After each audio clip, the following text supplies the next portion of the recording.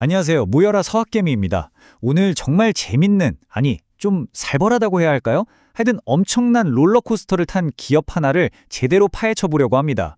바로 e스포츠계의 작은 거인, 얼라이드 게이밍 엔터테인먼트, 티커는 AGA인데요. 잠재력은 엄청난데 돈은 못 벌고 심지어 회사를 뺏길 뻔한, 와, 정말 드라마 같은 이야기죠? 지금부터 그 이야기 속으로 한번 들어가 보겠습니다. 자, 오늘 이야기는 이렇게 진행될 거예요. 먼저 얼라이드 게이밍이 도대체 어떤 선수인지 알아보고 그 다음엔 냉혹한 현실이죠. 재무 성적표를 까보겠습니다. 그리고 이 이야기 하이라이트, 경영권을 둘러싼 막장 드라마 같은 싸움과 그 싸움이 끝난 뒤에 회사가 어떻게 변했는지, 마지막으로 그래서 우린 이걸 사야 되나 말아야 되나 리스크와 보상을 따져보는 걸로 마무리할게요. 자, 첫 번째 챕터입니다. 플레이어, 얼라이드 게이밍. 도대체 어떤 회사일까요? 그러니까 2019년에 등장한 회사인데요. 단순히 게임만 만드는 게 아니라 게이머들이나 콘서트 좋아하는 사람들이 직접 와서 즐길 수 있는 그런 체험형 공간을 만드는 걸 목표로 하는 좀 야심찬 글로벌 엔터테인먼트 기업이라고 보시면 됩니다. 자, 그럼 이 회사가 뭘로 돈을 버는지 한번 보죠. 딱 보시면 아시겠지만, 와, 60%가 e스포츠예요. 거의 뭐 e스포츠에 올인하고 있다고 봐도 과언이 아니죠. 이게 물론 회사의 정체성이자 가장 큰 무기겠지만 반대로 말하면 e스포츠가 흔들리면 회사 전체가 휘청거릴 수 있다는 뜻도 됩니다. 뭐 모바일 게임이나 콘서트도 하긴 하는데 아직은 비중이 작아서요.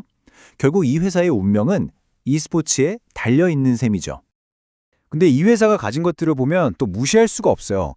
라스베이거스 한복판에 그 유명한 룩스 호텔 안에 번쩍번쩍한 하이퍼엑스 e스포츠 아레나를 가지고 있고요.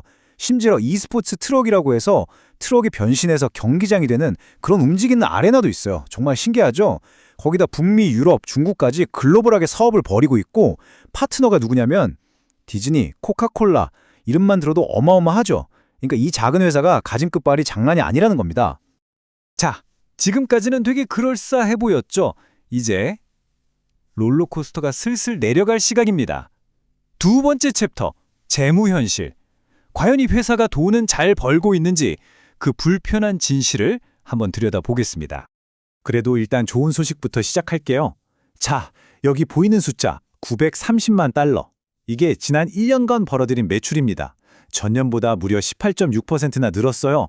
확실히 코로나 끝나고 e스포츠 이벤트가 빵빵 터지니까 매출이 쭉쭉 오르는 게 보이죠? 일단 성장하고 있다는 건 분명한 사실입니다. 여기까지는 분위기 좋죠? 자, 근데 이제 롤러코스터가 수직 낙하합니다. 방금 930만 달러 벌었다고 했죠? 근데 같은 기간에 까먹은 돈이 마이너스 1200만 달러입니다. 네, 잘못 보신 거 아니에요. 번 돈보다 쓴 돈, 아니 잃은 돈이 훨씬 더 많은 거죠. 이걸 그냥 성장통이라고 하기에는 피를 너무 많이 흘리고 있어요. 이러니 이 회사 망하는 거 아니야? 하는 소리가 나올 수밖에 없는 겁니다. 근데 진짜 이상한 건 지금부터예요. 주가 매출 비율, PS라고 하죠. 이게 8.4배나 됩니다. 보통 이 업계 평균이 5에서 7배 정도거든요. 아니, 상식적으로 생각해 보세요. 돈도 못 버는 회사가 어떻게 업계 평균보다 더 비싸게 거래될 수 있을까요? 이건 딱 하나예요. 시장이 야, 니네 지금은 돈 못 벌지만 미래에는 대박 날 거지 하고 엄청난 기대를 걸고 있다는 거죠.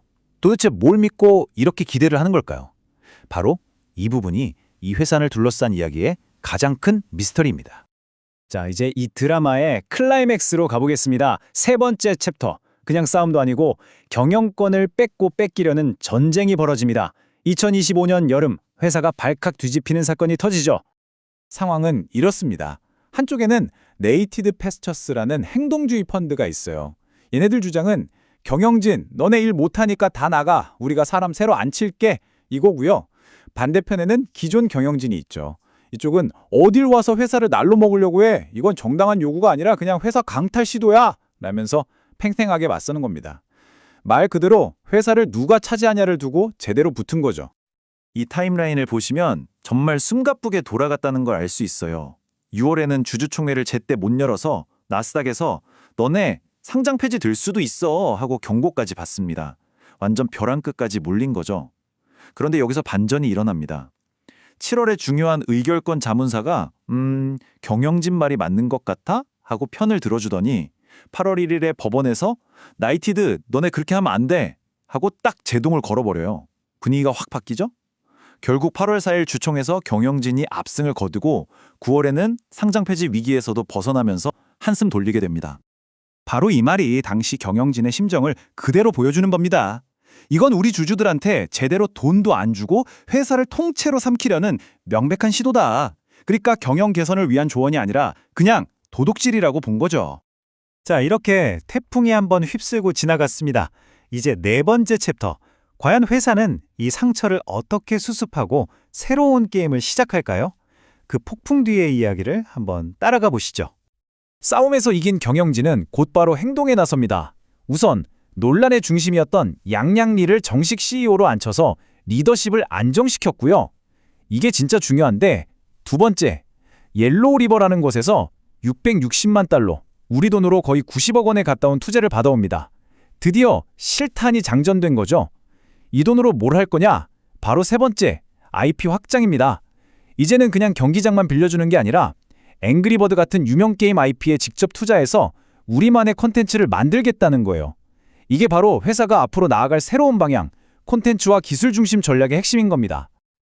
자, 그럼 이제 마지막 챕터입니다. 이 모든 이야기를 듣고 난 지금 우리 투자자들은 이 회사를 어떻게 봐야 할까요? 최종 평결, 리스크와 보상을 한번 제대로 따져보겠습니다. 이 한 장의 슬라이드가 이 회사의 모든 걸 말해줍니다. 왼쪽, 그러니까 장점을 보면요. e스포츠 시장 자체가 크고 있고 거기서 나름 자리를 잘 잡았죠. 게다가 새로 돈도 들어왔고 IP 사업이라는 새로운 희망도 생겼습니다. 그런데 오른쪽 단점을 보면 여전히 돈을 못 벌고 있다는 치명적인 약점이 있고요. 주가는 롤러코스터처럼 널뛰기를 하죠. 그리고 한번 싸움이 났던 회사라 언제 또 그런 분쟁이 터질지 모른다는 불안감도 여전합니다. 이 차트를 보시면 진짜 입이 떡 벌어지실 겁니다. 이게 바로 이 주식의 성격을 그대로 보여주는데요. 2025년에 S&P 500이 한 15% 오를 동안 이 주식은 그 난리를 겪고도 무려 96% 넘게 올랐습니다. 정말 미쳤죠? 이게 뭘 의미하겠어요? 대박이 터질 수도 있지만 반대로 한순간에 훅 갈 수도 있는 정말 아슬아슬한 줄타기를 하고 있다는 뜻입니다. 결국 질문은 이거 하나로 모아집니다. 과연 얼라이드 게이밍은 이 모든 위기를 딛고 일어서는 영화 같은 턴어라운드 스토리의 주인공이 될까요? 아니면 그냥 타는 사람 멀미만 나게 하는 위험천만한 롤러코스터로 남게 될까요? 이 아슬아슬한 게임에 베팅할지 말지는 결국 우리 투자자 여러분의 판단에 달려 있습니다. 오늘 이야기가 여러분의 판단에 조금이라도 도움이 되셨다면 구독과 좋아요 부탁드립니다. 감사합니다.